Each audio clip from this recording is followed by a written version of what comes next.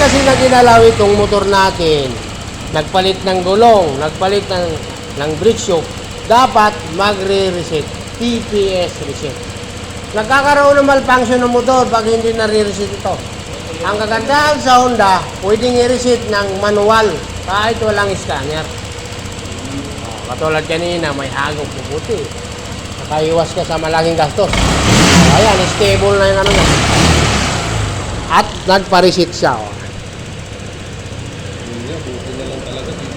Throttle body. Kahit magpalit ka lang ng spark plug na sa manual yan ng Honda, dapat i-reset yan. Kasi pag hindi i-reset yan, ayan sinasabi mo, namamatay, humahagok, tumataas, bumababa ang RPM. Ayan, okay na to. Adjust ko kasi ito, Butsi.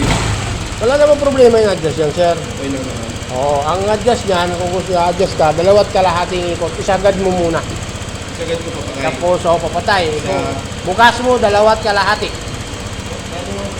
Sasagad mo muna to. Mararamdaman mo naman yan. Gamit ka ng screw, Philip.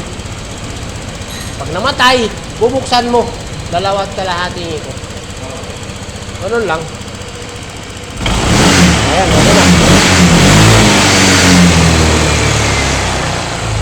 Kung ano nang pinalitan mo ng spark plug kasi kala mo spark plug cap. Yung pala, kulang lang sa reset.